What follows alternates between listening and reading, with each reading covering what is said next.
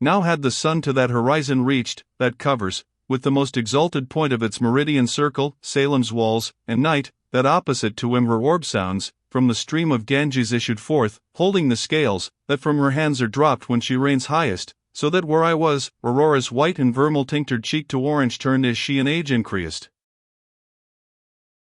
Meanwhile we lingered by the water's brink, like men, who, musing on their road, in thought journey, while motionless the body rests. When lo!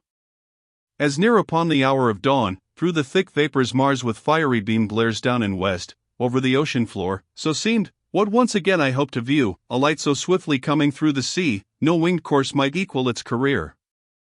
From which when for a space I had withdrawn thine eyes, to make inquiry of my guide, again I looked and saw it grown in size and brightness, thou on either side appeared something, but what I knew not of bright hue, and by degrees from underneath it came another.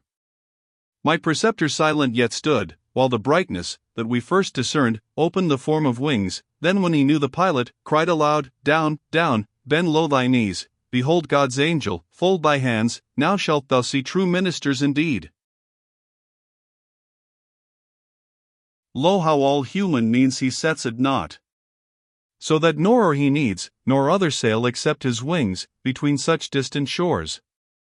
Lo how straight up to heaven he holds them reared, winnowing the air with those eternal plumes, that not like mortal hairs fall off or change.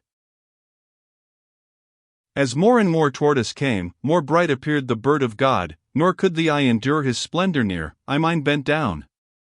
He drove ashore in a small bark so swift and light, that in its course no wave it drank. The heave and ly steersman at the prow was seen, visibly written blessed in his looks. Within 100 spirits and more their Saturday in exitu Israel de Egypto, all with one voice together sang, with what in the remainder of that hymn is writ. Then soon as with the sign of Holy Cross he blessed them, they at once leaped out on land, the swiftly as he came returned. The crew, there left, appeared astounded with the place, gazing around as one who sees new sights.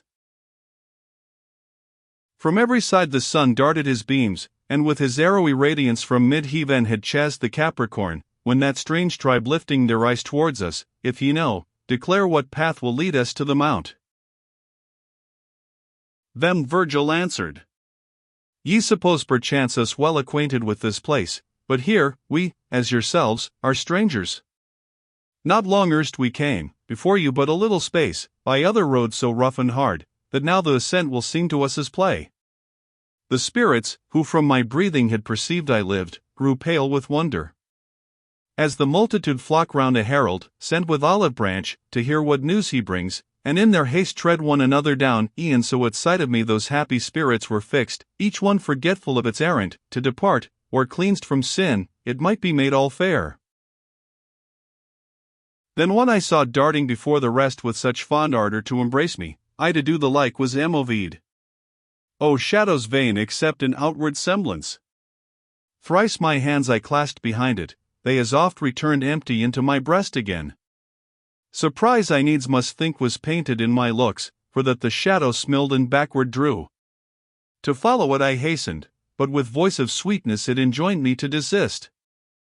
Then who it was I knew, and prayed of it, to talk with me, it would a little pause.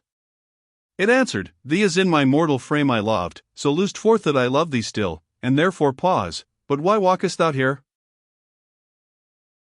Not without purpose once more to return, thou find'st me, my Casella, where I am journeying this way, I said, but how of thee hath so much time been lost? He answered straight, No outrage hath been done to me, if he who when and whom he chooses takes, me oft this passage hath denied, since of just will his will he makes. These 3 months past indeed, he, who's chose to enter, with free leave hath taken, whence I wandering by the shore where Tiber's wave grows salt, of him gain kind admittance, at that river's mouth, to R.D. which his wings are pointed, for there always throng all such as not to our Charon descend. Then I, if new laws have not quite destroyed memory and use of that sweet song of love, that while all my cares had power to assuage, please thee with it a little to console my spirit, that encumbered with its frame, travelling so far, of pain is overcome. Love that discourses in my thoughts. He then began in such soft accents, that within the sweetness thrills me yet. My gentle guide and all who came with him, so well were pleased, that seemed naught else might in their thoughts have room. Fast fixed in mute attention to his notes we stood, when lo! That old man venerable exclaiming, "How is this, ye tardy spirits? What negligence detains you loitering here? Run to the mountain to cast off those scales, that from your eyes the sight of God conceal." As a wild flock of pigeons, to their food collected, blade or tears, without their pride accustomed, and in still and quiet sort, if aught alarm them, suddenly desert their meal, assailed by more important care, so I that new-come troop beheld, the song deserting, hasten to the mountain's side, as one who goes yet where he tends knows not. Nor with less hurried step did we depart.